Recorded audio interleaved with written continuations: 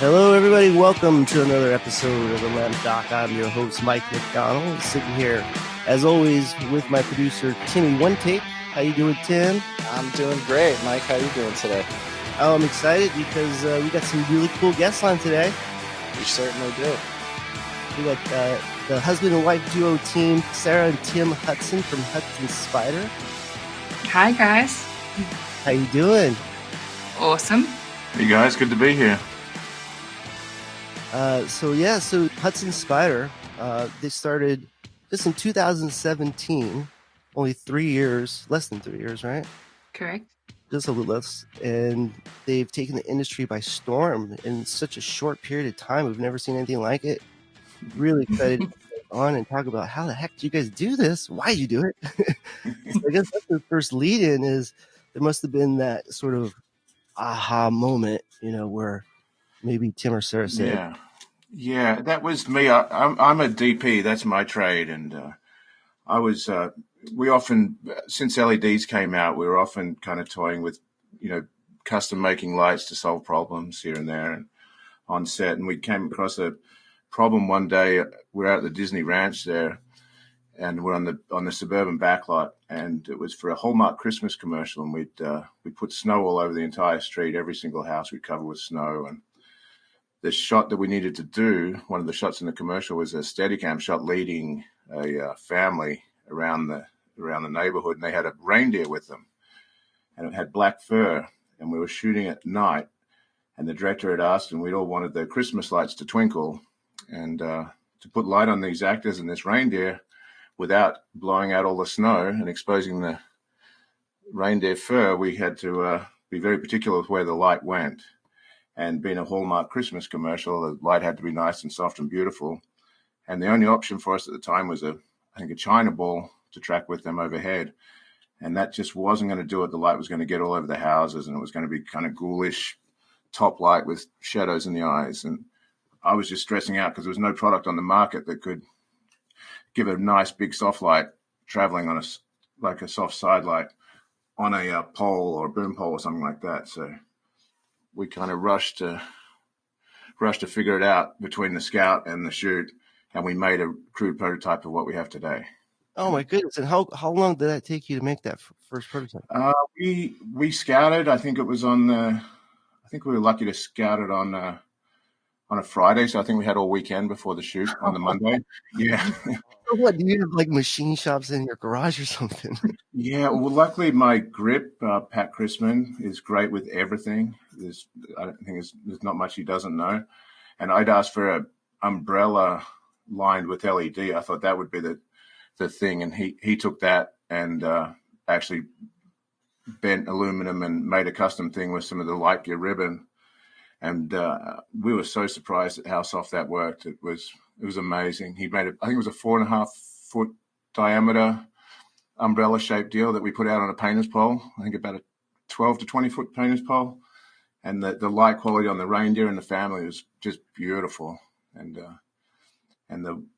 we just couldn't believe it, really. We thought, when we put it up, we thought there'd be like multiple shadows from this kind of weird looking shape. And it was unbelievable, clean, soft light. We were pretty happy about that. Yes, it's an incredibly soft fixture. But not only that, to be able to get such a large source in a tiny little case is pretty impressive. And I guess as a DP, you really understood the value proposition of traveling with a large source. Yeah, I mean, the thing with being able to get into the small case, that didn't come till we just about had a product ready for sale, because we made these fixed fixtures that were so large that they took out the entire truck. We ended up having 3 or 4 of them before we figured out how to make them fold up, and you'd have to unload them before you could do anything with the truck. It took up the entire aisle, and they would take up more space than the 18Ks. So yeah, they were a pain, and we knew that if it was going to be a product, it had to be collapsible, and that has become such a major feature of it, the fact that it can collapse, because now it can turn into all these different shapes and become different things, which seem to be the best in class for each thing, the ball and all sorts of different shapes that it can become. So you made this prototype, what, in late 2016? No, I'd say it'll be 2015, and we just, I shoot a lot of commercials, and we would pull it out, and we just start using it on everything. We made another one, then we made another one, then we made another one, and we just started shooting everything with it. And it was the ADs actually that were really pressuring us to make it into a real product, because we were speeding up the setup times on set so much that like, this has to be a real product. And we were getting a lot of pressure from a couple of ADs, and then we were approached by a couple of different companies to make it, and went down that avenue a little bit, and we realized that we had to do it ourselves. And so it's days before Cinegear 2017, and what are you guys thinking? What's going through your head? Yeah, we made 12 prototypes by that point.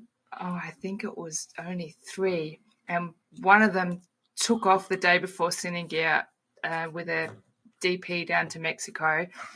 He'd been literally waiting for it for years because he understood it from the start. But I think we had the 2 of them, and we finished them the night before Cinegear. We started working on the actual prototype, moving forward with making it ourselves. It was January 2016, so we were 18 months in, and Lightgear had said, if you have it ready and you want to, we can give you a little corner of our stand at Cinegear. And we were kind of debating because we had prototypes, we had nothing else, and we had no way of actually making any more, to be perfectly honest.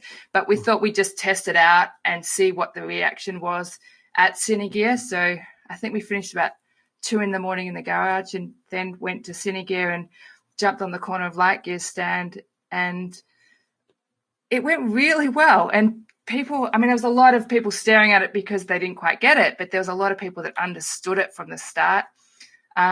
So that week we thought we'd put a website together just to see, and we didn't have a way to make it, a production way of making it, and we didn't have a costing or anything, but we put it up online with a price, and kind of amazingly, but also very, very, it was a really scary moment, was people started buying them.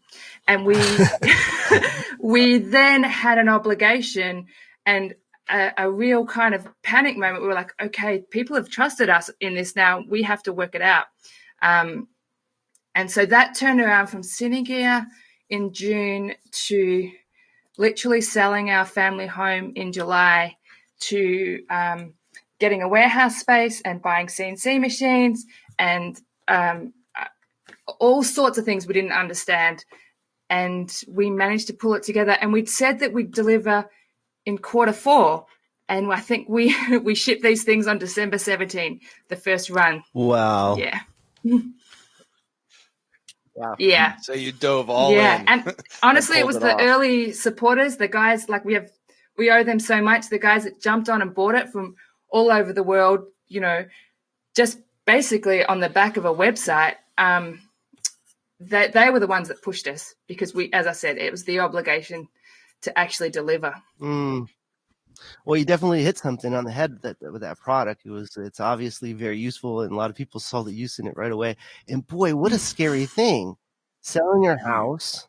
You didn't come to that decision lightly, but the industry kind of pulled you in. They sucked you in, absolutely. And it was selling the house and also moving, because where we lived, we couldn't really get, we were in the heart of LA, you couldn't really get a manufacturing space. And we knew that if we were going to do this, we were going to have to live it and breathe it and eat it. We literally had Thanksgiving dinner and Christmas dinner for 2 years straight at the Hudson Spider factory, because that's where we lived. And we had an apartment close by, but obviously every waking moment was there. And the kids came with us, obviously, and they moved schools. But it all worked out, and it's kind of good for them to see what you can make. You can build something from nothing if you're all in. Yeah, it sounds, you guys make it sound really easy. Just you make a prototype and you go to a show and everybody wants to buy it. So now we're a manufacturer, but it's challenging. I'm sure it's challenging. And there's been some moments where you said, shit, did we really make the right decision? No, absolutely. Right? It's very stressful. Yeah, it's literally blood, sweat, and tears. That's an understatement. Yeah. Yeah. What are some of the things that you really, couldn't have expected? I mean, a lot of people, in this industry kind of make their own modified lighting equipment that they are able to use in set, rent it.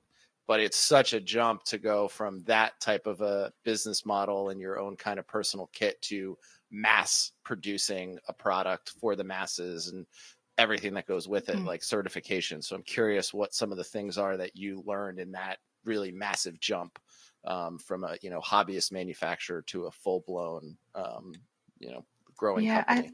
We didn't have a lot of time to think it through, to be honest. So I think ignorance is bliss in that respect. Like we just put one foot in front of the other every day, and sometimes we'd be hit with things that especially the politics of it is what I found was difficult. Like sometimes there's certain ways things are supposed to go down with amongst dealers and resellers, and how everything works, and we came in completely green and probably stood on a few toes along the way. But then I think our honesty in the fact that we'd say, you know what, we actually don't know how this is supposed to work. So if we have upset you in any way, please talk to us. So a lot of when we explained to people where we were at and how we were, learning it as we went, everybody kind of reached a helping hand out and sort of guided us through, which was nice.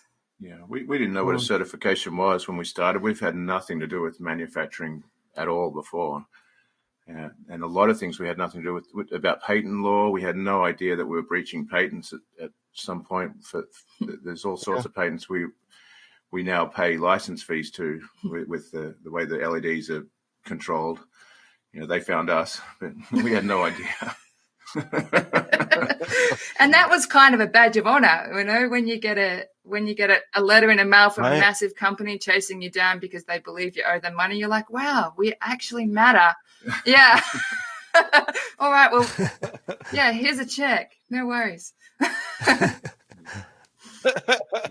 So ready, shoot, aim is probably, I know a lot of small businesses start this way.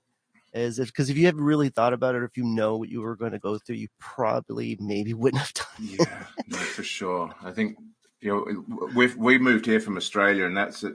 Everything we've done for the last 20 years has been exactly that way. Yeah, it's like I didn't even, when I came here as a cameraman, I didn't even know the union existed. I didn't even have any understanding. What year was that, Tim? That would have been 2007, just before the crash. Mm-hmm. So that was perfect time. And we always said after that, moving here, not knowing anybody at the start of 2007, if you can survive that, you can survive anything. And we did kind of, in that respect, know going into Hudson Spider, we did say it to each other, this is going to be as hard as moving to America was. Like we were prepped for it. And I think we've put ourselves through the ringer enough. And also just being in the film industry and not knowing where your next job's coming from. I mean, that creates everybody in this industry knows it creates a very resilient type of person. You either panic about when the next job's coming, or you enjoy the downtime because you know it's going to come eventually. Yeah. And so that puts you in a good stead for doing bigger things.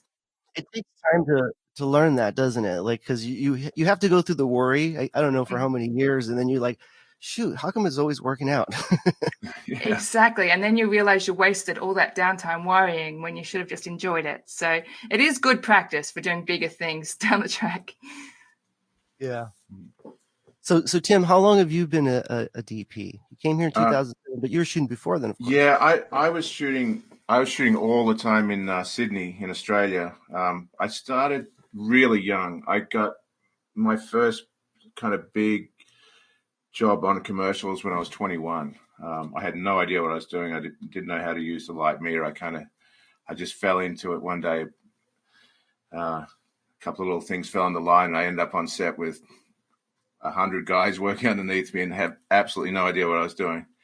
But about when I was 21, straight from studio painting, I was painting a psych, and it sounds like that's your forte, is not knowing anything. Just jumping into it. Jumped into it. And I've shot commercials since for 30 years I've been shooting commercials pretty steadily.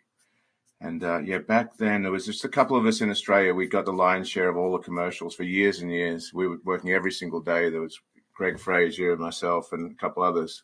Oh, And wow. we were shooting just literally every single day. The commercial producers would reschedule the shoots just to make sure they would get us, and they would never leave a day down for us. So it was every single day working for years and years on commercials. And then for some reason we decided it'd be fun to mix it up and move here, and came here right when that writer's strike, Great right timing. when the recession, right with everything. Yeah, and we didn't even realize it was because of the recession that I wasn't getting work. I thought it was just a transition to a new country. So we were totally oblivious to that problem. And not being in the union too, I had no idea that you needed to be in a union to get the kind of work I was getting in Australia. So that would have been a thing maybe would have dictated whether we came or not, even having that knowledge. And So now you're probably so busy with the company, you don't shoot anymore, or do you shoot? Yeah, I do shoot quite a bit now. Sarah likes it when I get out of here because I'm pretty nitpicky about stuff, and I give everyone a bit of a hard time. So she's pretty happy for me to get on a plane and go shooting. So it happens quite a lot. It's a little breather. Yeah. A little breather. Now, how did you two meet? We're Australian. We met in a pub. Yeah. That's how we do it down there. Yeah. Yeah, live band. Yeah, totally.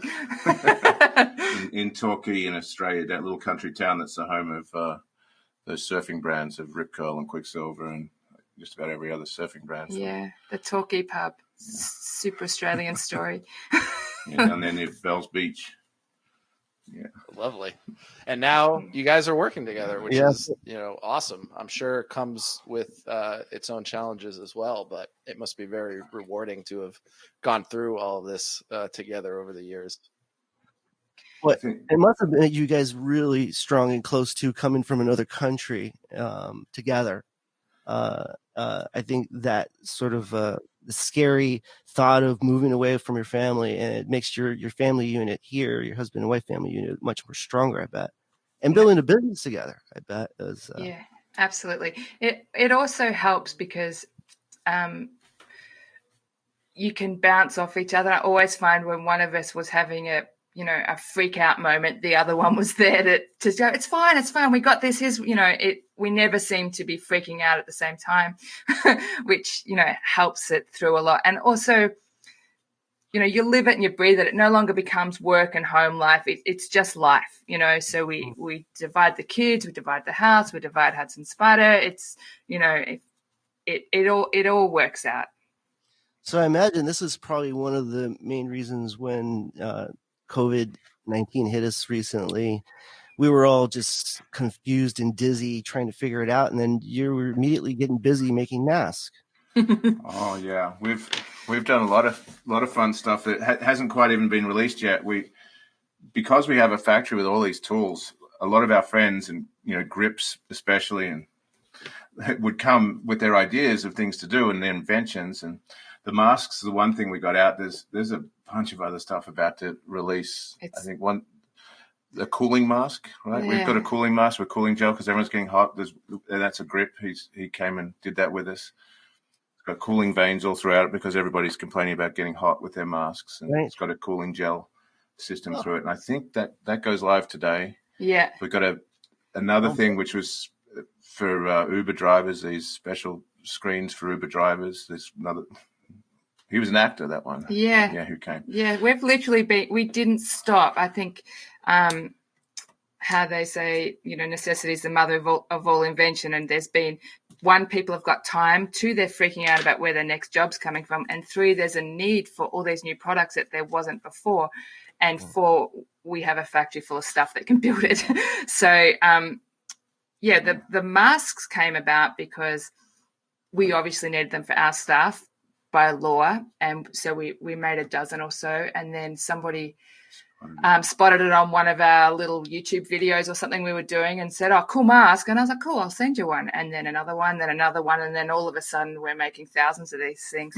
The most popular mask in Hollywood. Yeah. And it glows in the dark, and nobody knows that until they, go to bed at night. That is cool.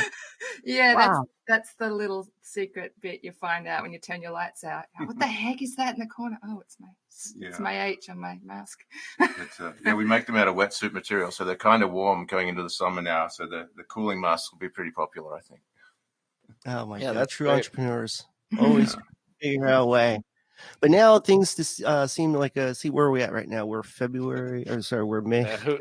I don't know, October. Is it October yet? Another drink. So yeah, it seems like we're phasing this out, and I'm starting to see a little life out there. People are starting to call and inquire and plan for shoots. So I'm sure you guys are starting to pick up a little bit. Yeah. Yeah, it's been a fantastic week for us. Yeah, It's been pretty solid the whole way through. Actually, Great. yeah, we were scared right from the start. We're like, oh, what's going to happen? And every week it just keeps chugging along. And this week I think was pretty amazing a week, right? Yeah, it was busy. Because our light is so small and it can make such a beautiful sauce. We were and you can ship it around quite easily. We have a lot of people who were making content at home, whether it be celebrities who were going on some talk show or even commercials being shot by DPs with their children starring in it or their wife, or who knew the hottest actors is 2020 was going to be DP's wives and kids. But we had a constant flow of that from the start because people knew that it was something that they could store very small, move it around by themselves. Like literally I have photos of 3-year-olds gaffing projects. It's kind of cute. Yeah, the Spider is good for that. But this week is, like Asia is going back before us. They've like the guys in Korea, the guys in China, the guys in Japan, Vietnam. They've all gone back first, so they're kind of leading the way. And that was those 4 countries. That was the bulk of our sales this week, right? The Correct. huge sale was it to Tokyo yesterday or Seoul? Yeah, I mean, and it's like I think we're just a few weeks behind them, so that's really promising. It is promising. Oh, that's brilliant! I'm really happy to hear that, and hope everybody stays safe and we all get back to normal as soon as possible. Yeah, I'm seeing some jobs get booked, some big jobs getting booked, but just with reduced numbers, and I guess the producers just figuring out the what the compliance looks like. But I think June 1st is going to be that's the first solid bookings I see for people getting together. I think there'll be smaller crews, but a lot more of them. Yes, right. Yeah, and hopefully a lot more Hudson Spiders. Yeah, well, I think it's going to be pretty handy because it does make shooting easier, and having less people, you want things to be easier. It's kind of reduces the need for a lot of extra stuff. You're constantly coming up with new accessories and better ways to improve the product. Is that an evolution that your customers help you with, or are you just sitting there looking at it all day? No. There's a lot of both, but because we have the factory and because Sarah and I are in charge, if somebody has an idea, we just make it. The last innovation I think we had was that we did a flat panel, an octa panel, and a hex panel. And I just woke up on Thanksgiving morning, I think at 5, and I had the idea, and the kids had said, "You got to cook with us all day today." So with the 3 kids we have, so I said, "Okay, I'll be back for you." And I knew they'd wake up by 8, so I came down to the shop and I had them made and prototyped and pretty much the finished product. And they did that. I got home and woke them up, and we cooked all day. So that's how quick having all the tools here. It's wonderful. You just come and laser stuff together, and then go cook Thanksgiving dinner. Pretty amazing. It's a nice workflow. And I learned, we all know how to use all the machines. So I can jump on the laser, then mill something right quick, and then jump on the sewing machine, and whatever it takes, we can all kind of run everything around here.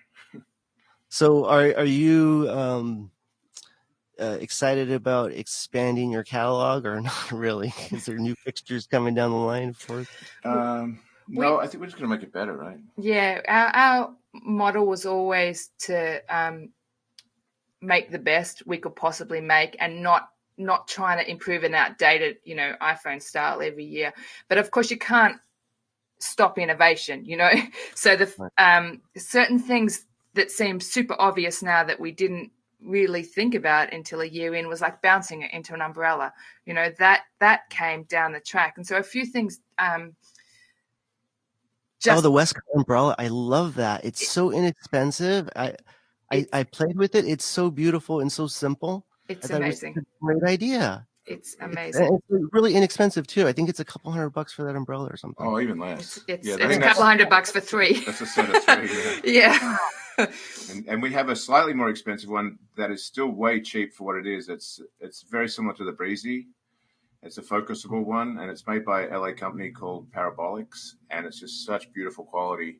And that thing's like $1,000 or a little bit less, which is a fraction of the price of the equivalent like competitors. And now, I did have a little peek at something like that. Is that where you kind of Russian doll the Mosey onto the Hudson? No, different. I saw. Yeah, no, that's it. The Russian doll one is something different. That's the small Mosey fits right inside the big one when they're packed down. So you can have 2 in the one case, and the ballast, the way it is, it's got 4 channels, so it can control 2 lights independently. So one case you can have 2 full setups, just the big and the little.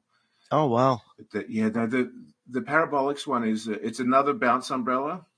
We have it in a bunch of different sizes. It's new. It happened kind of just before the outbreak, and we haven't got a big stock of that yet. So we're not really promoting it, but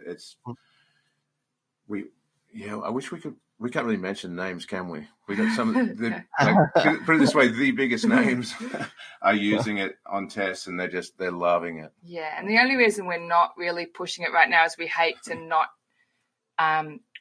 We like to please everybody, and we don't want to announce it and then say, "Oh, now you have to wait 3 months before we can get it." So it'll trickle out, and we'll announce it when we've got a lot of stuff. It's a great instinct there, because there's nothing more common than manufacturers teasing us for years sometimes on product that's supposed to come out and sort of lose steam. Yeah, our MO is to have everything in stock at all times, and I would say 99% of the time we manage that. Like, we never have a lot of stock on the shelf, to be perfectly honest. Like, we're making it as fast as it sells, but we like to ship same day. Yeah, we always try and ship same day. Oh, it's really tough for manufacturers. I know it takes months to get parts in, and then you could be up to 6 months of investing money and sitting on it before someone buys it, and then it goes to a reseller, an account, and then you got to wait to get paid on it, and it could potentially be 7, 8, 9 months before you get your investment back. So stocking is such a huge challenge for small manufacturers. Oh, you should see how much metal stock we have at the back. It's unbelievable. We have years worth, and that is why we have all the machinery here as well, because there's certain like smaller tasks that we did farm out to other local providers, but then it would take, say, 6 weeks to do a job that was technically a 3-hour job. So we'd kind of like forget about it. We can't work like that, and we'd go and buy the machinery, and then now we have a shop full of stuff because we got frustrated with the wait times. So we kind of took the bull by the horns, and now we do most things here. Wow. Yeah.